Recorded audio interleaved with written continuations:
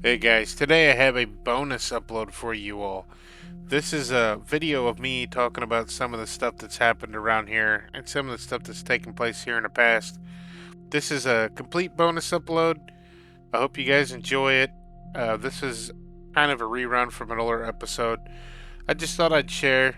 I hope you guys enjoy this episode. I'll talk to you guys soon. Back, but when I got my surgery on my shoulder, I was recovering. Everybody was at work and I was home alone, and I finally felt like maybe I could cast a fishing pole. So I went over to Shelby's house by myself. I had on my muck boots because I wanted to get in the water just a little bit. I couldn't get this wet, so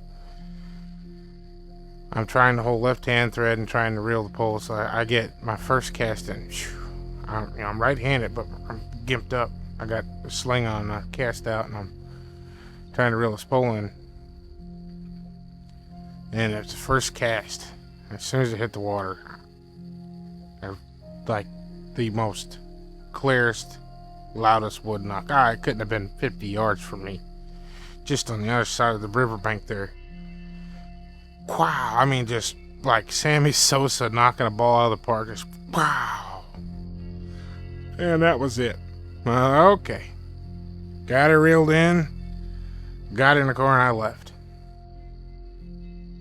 It's like this thing waits for you to be alone.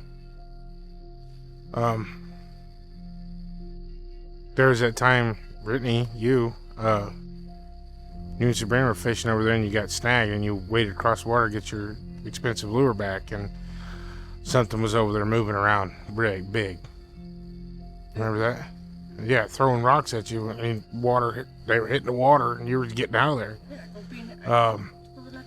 When I got those jet skis, they didn't run when I got them, and I was messing with them while they was on the trailer and got them running. Well, jet skis have to have water as coolant, and I didn't have a set of them earmuffs to put on the prop to get water to it, so I just backed the boat down there and put them in the water and, see how they done. And I actually was taking one off the trailer to try it, and somebody whistled across in the same spot where you had rocks thrown at you right there. Somebody whistled, and it was loud, and it was very loud. You could hear it over jet ski.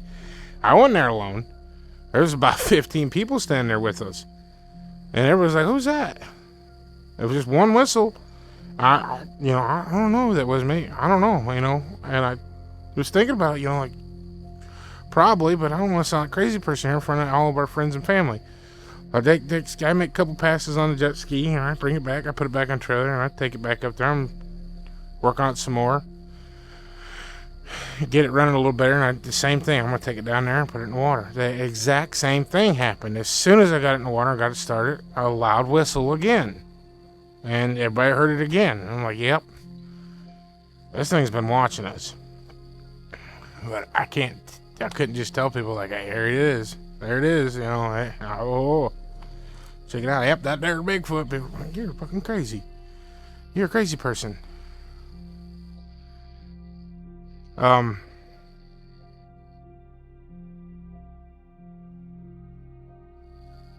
With. What about with you and Scooty and the side truck? Oh yeah. That was the night me and Dad. It was rifle season. We went hunting. And, it was the evening hunt. We come back. And, I don't remember what we were doing. But Dad was getting a ladder over here. Oh, yeah. He was getting ready to string a deer up in a tree. We'd killed one. That's what it was. We come back, had our kill. Was getting ready to string it up in a tree. We needed a ladder. Dad's over here in the front yard. Or the side yard right here. I go in the little side garage here. This is when Mom and Dad owned this house.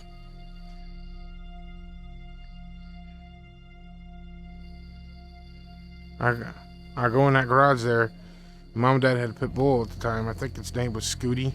They didn't have it very long because the dog went missing. I was in that garage, and that dog was in there, and something growled at me.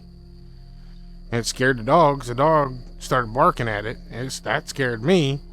So I come out, and I'm standing with a flashlight. I'm like freaking out, and Dad come around this side of the house and said, "What are you doing?" I said, I told him what happened. Something just growled at me. You know, like, ugh. With everything that's happened in the past, it's like, ugh. Never heard anything else later that night. There was another time where Dad had the Chevy Tahoe and the power steering pump went out, and he got a new pump, and they had it over here behind the house by the carport, and you had to use a pulley remover to extract the pulley off of your existing power steering pump, and put the old pulley on the new pump. So Shelby and Dad were doing that, and across the river, they hear somebody. He didn't think it was across the river first. He hears screaming like he thought Mom had fell. You know, it was just just like somebody was hurt, screaming. And Dad run up the back stairs on the back porch, and he got to the top of the stairs and realized he thought Mom had fell, and he got to the back steps. They're there by the door, and he's like, realized it was coming from across the river. And Shelby and Dad heard this thing screaming. They could hear tree branches breaking. They're watching like, what in the hell is this? And it's running down through the scream, making all that racket. And it got down there where that goes up that steep cliff, and it quit. By the neighbor's house? Yeah, well, yeah. And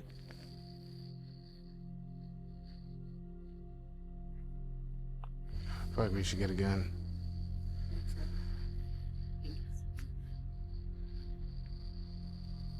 Anyway, Dad and Shelby was like, all right, we'll finish this in the morning when the sun's up. But yeah,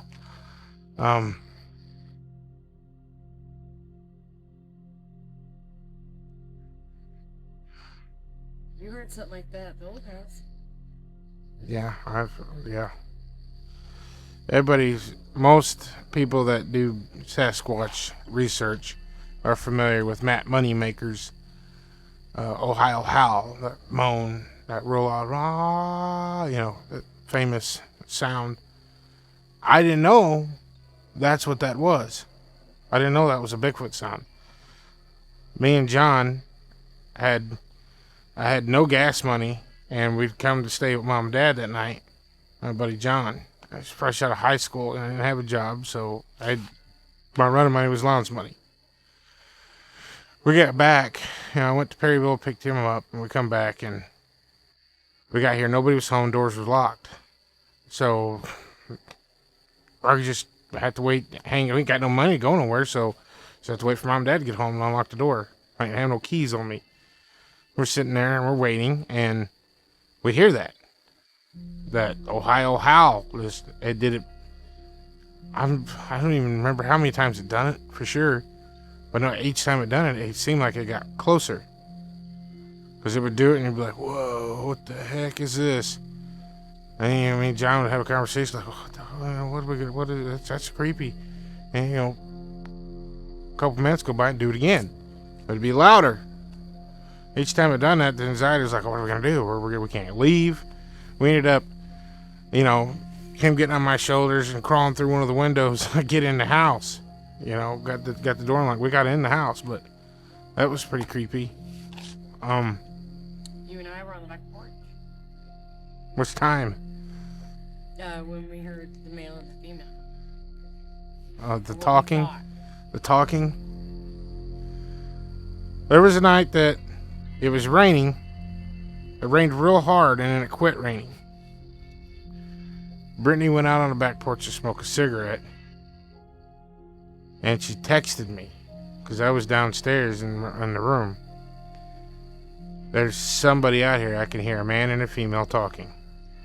So I grabbed my pistol, my light. I'm about to go confront these people who's on the property.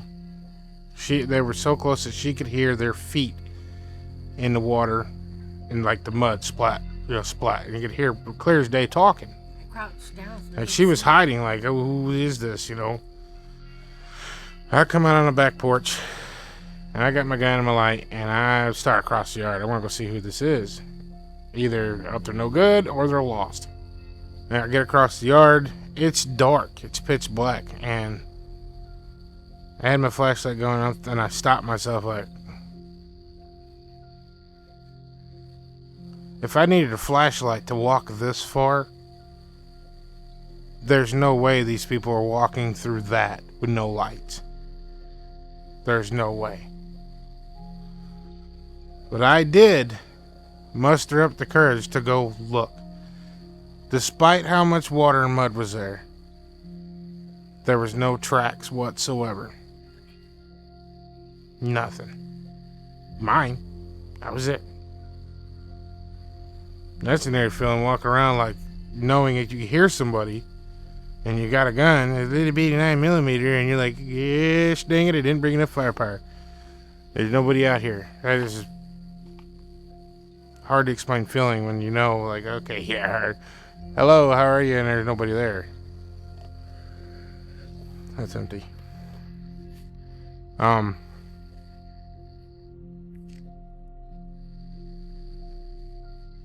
Me and Miguel were at Shelby's filming and doing some research, and you called.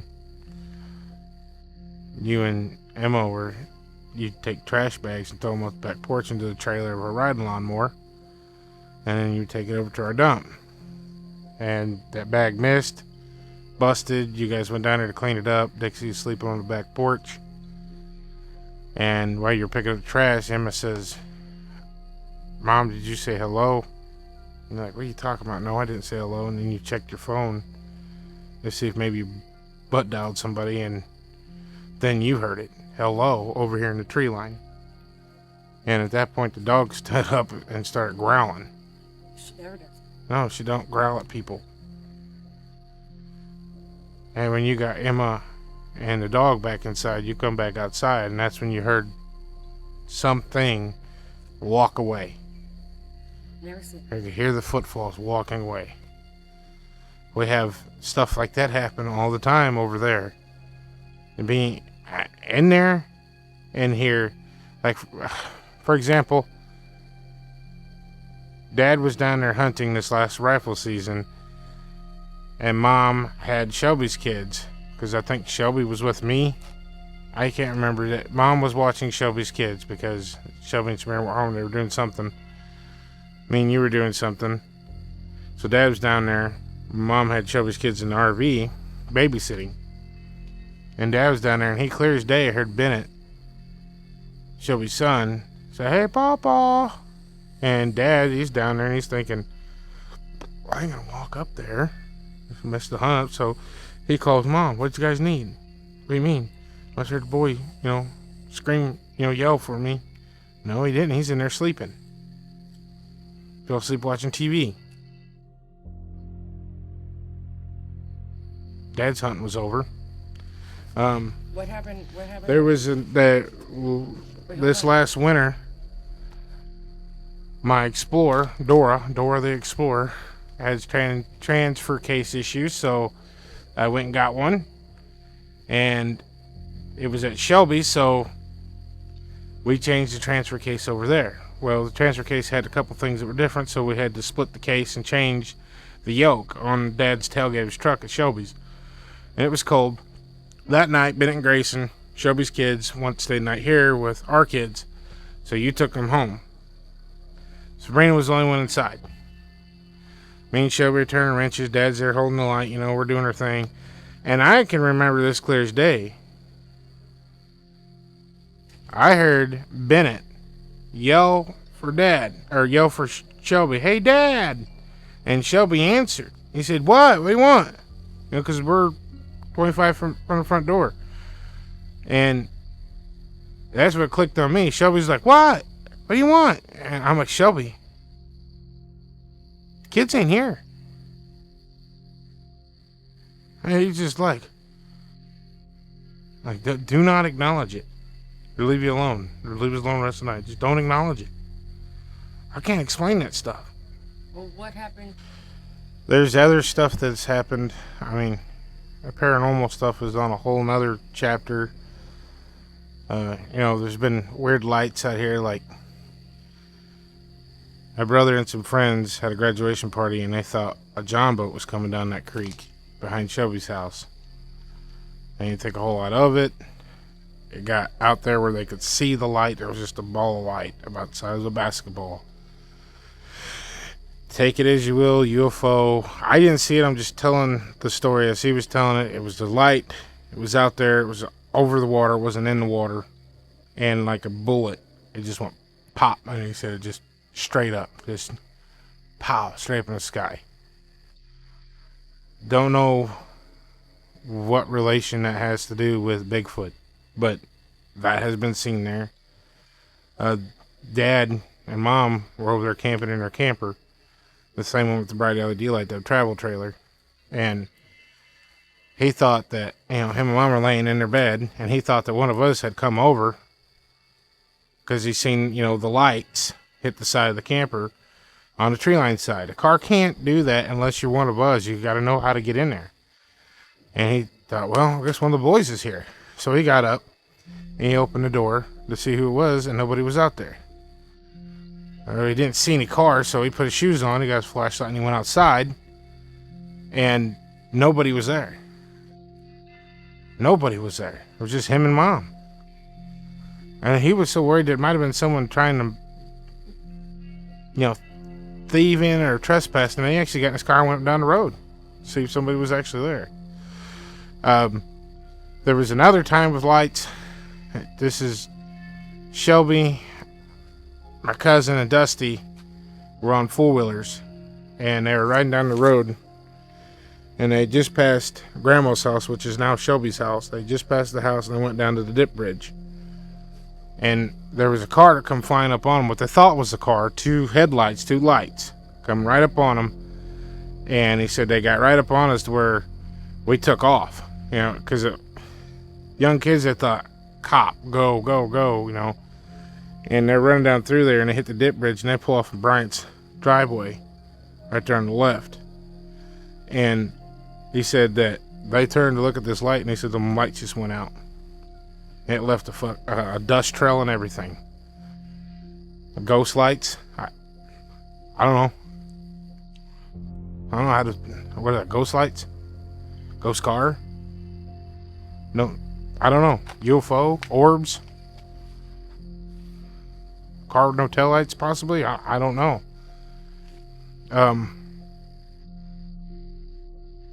I seen those two big lights, and they were big. They weren't the size of car headlights. The lights were big in circumference wise. I went over to Zach's house, and the same silver truck Dad had. Huh? Right across the road. Yeah, look, right there across the road here. Zach grew up there and still lives there, I went over there. I took a motor over there, and him and Kelly weren't home, so I called him, like, hey, I'm over here to drop that motor off. Where you at? And he said, well, we're in Farmington. We're getting pulleys and parts and whatnot. We'll be home in about 30 minutes. Okay, cool. I'll just hang out here. So I go out on the back porch where it was kind of the hangout spot. It has a little bar and a barbecue pit, TV. His dad built that porch. It's really neat to hang out on. It looks over the river. The river's down there a good ways, and it overlooks all that. And I was sitting there, it's fall time, and I seen what I thought was car headlights upstream, because I remember thinking, man, I didn't know you could get to the river from up there on that side of the river. But that's a good fishing spot. And I'm thinking, like, I'm going to try to figure out how to get there and go fishing.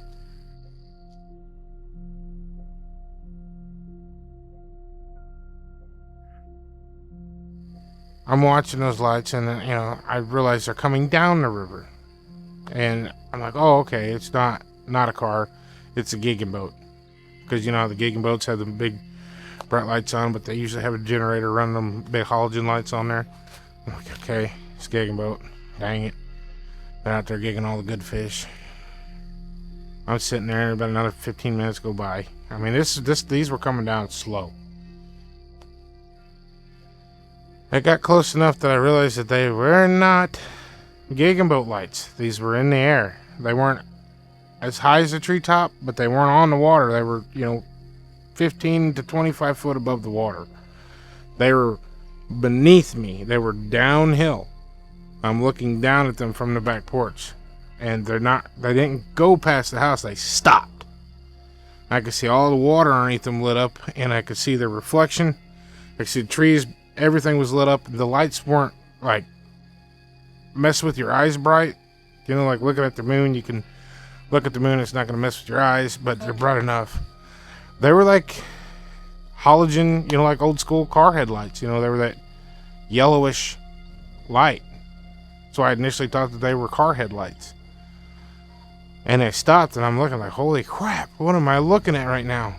And mind you, this is maybe 6 months after I seen those red eyes.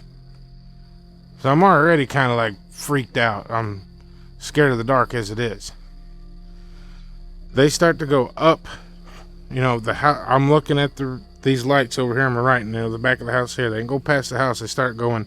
They ain't turn, you know, and go up the hill like a headlights would. They just started going up the hill. And they got above the treetops, and they're up there, and I could see watching it through the trees. At this point, I'm making my way to the truck. Like, I'd look at it, make a couple steps, and walking backwards, going to the truck. And it got behind his little garage there, and his dad had built this old air compressor. And when it would kick on, when it would lose air pressure, it would kick on. When it did, the belt would go, and then the pump would start pumping. And it did that as soon as those lights got behind that garage. And about like the same deal, man. I hit the ground running. I was getting out of there. I didn't know what that was until I got halfway down the driveway and realized it was an air compressor. The first initial thought was there was something squealing at me. My heart's racing. And I'm looking at this like, and then that happened. I was just like, ah!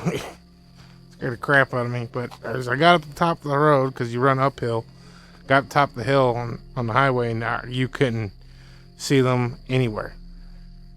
They were nowhere to be seen. They weren't way up in the air by then or what. I don't know what that was. Didn't make any sounds. They were flying. They didn't turn. I don't know what that was.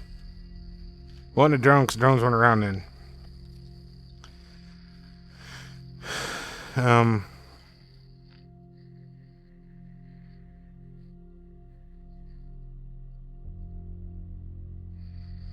That night that you, Brittany, got that phone call from Sabrina was one that kind of hit home for me. I could hear you answer the phone. I could hear Sabrina, and I could hear Shelby in the background. I could hear the fear and how much it missed, how bad it scared him. And it scared me because I thought something, because Mom and Dad were staying in the RV over there at the time.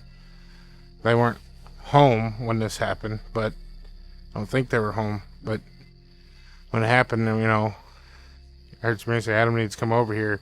I could hear Shelby in the background basically crying, just in full hysterical freak out, and I thought something was wrong with Mom and Dad. And when I got over there, he seen something. He had the fire, and he's looking towards the house, and he just had that house put in after the fire.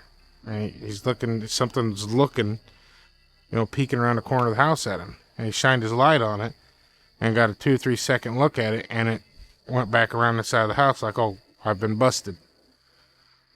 It's then out there with no firearm, nothing but that little bitty pocket light.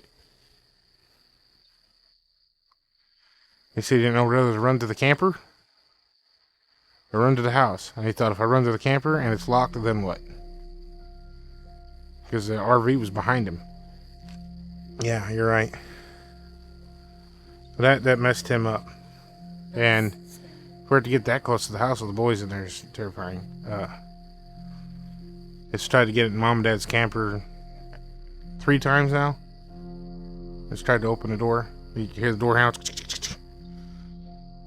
It shook Dad's camper. It tested its limits at first. It only did it's getting a little too close. And then it really did it. And it's a little bit down. Things that happen over there all the time. Like, you forget about stuff. You do. Like the wood knocks and the whoops, the screams, the howls. You forget. It's happened so many times you forget. And you'll go over there and you'll put an audio recorder up, and you day after day after day of going over getting it, going through it, going over getting it, setting it up, going through it, and then something happens here, and you're like, well, I'll get 2, and you put 2 up, and you're doing that. You know, just it's a lot of freaking work, and you might get something, you might not get something. You get some weird stuff, and you get some stuff that's not weird, and it's just like, yeah, it's so overwhelming. And then the one night you don't put it out, something happens. It's like when I put those game cameras up at the neighbors and things were happening, put the game cameras up that happened on the other side of the game camera. I turn it, start happening over there. You know, and then when it died down, brought the game cameras, put them up somewhere else, activity picked back up. That makes no sense. And it happens here, and it happens over there at Shelby's. I had a game camera on that tree pointing right at whatever left that three-toed print. That camera did not work for 3 days. But you can see us looking at the print on there.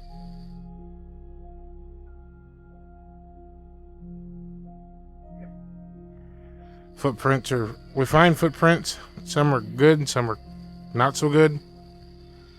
We've attempted to cast.